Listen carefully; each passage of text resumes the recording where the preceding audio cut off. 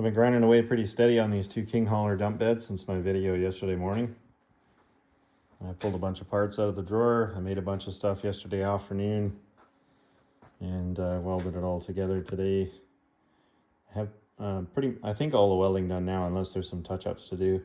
Sometimes when I grind these welds, I grind them completely off on the outside so that everything's nice and smooth, and then sand it. And every once in a while there's a little pinhole or something, and I'll go around and I'll weld that up. It's not all tab and tack welds like competition. I try to actually make a nice seamless job of it where I can, or at least where it makes sense to do it.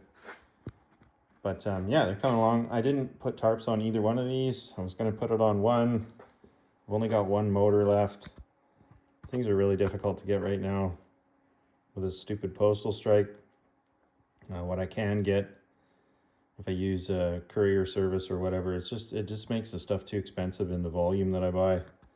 And obviously sometimes when you order off eBay or whatever, it just comes speed packed from China and you don't really have a choice on what the shipping is.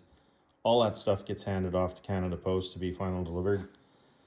So I'm kind of screwed here until they get back and start doing their job again. So I'm trying to be patient, but it's really getting frustrating, to be honest. I can't send stuff out at a reasonable price, and I can't order anything either, so it sucks.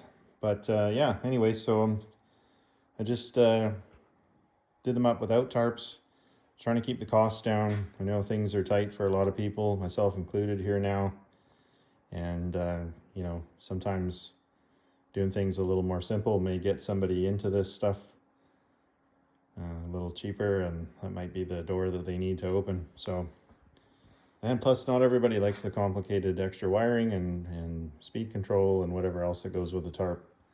So some guys just want to haul dirt and yeah, enjoy it that way. So we'll see what happens. Hopefully someone decides to buy these and it wasn't a mistake, but I only had one motor anyway, so one of these would have been done without it no matter what.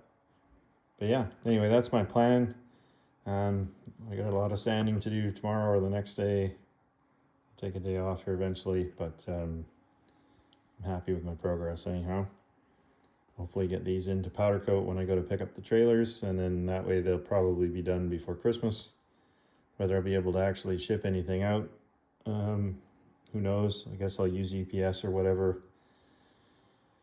probably here, but I'm a little nervous of them because they always charge a bunch of BS brokerage and handling fees and stuff like that, there's no tariff on this stuff right at the moment. Next year, I don't know. Next year maybe termination dust for us. I don't know. Everybody in Canada selling stuff, but for now there's no tariff on this stuff. So it's just a bunch of BS charges that they collect, and I don't like that. So I'm trying not to use them. But by not using them and no Canada Post, I'm kind of screwed here. There's no shipping. So yeah, it's bad. Anyways, that's what's happening here. I got some more work to do, obviously, but these are coming along quickly. I got to make a bunch of parts for the lifts. That'll take about a day as well before they're done. I got to make wiring harnesses. I got to machine prop rods, print some parts, machine some other pieces. So there's a bunch of stuff here that isn't really visible that needs to get done. So as much as it looks like they're coming together quick, there's going to be a couple more days in these yet. So but I'm doing my best. I'll get them done, and hopefully somebody wants to buy them when they're finished. Anyway, take it easy. It's enough for today.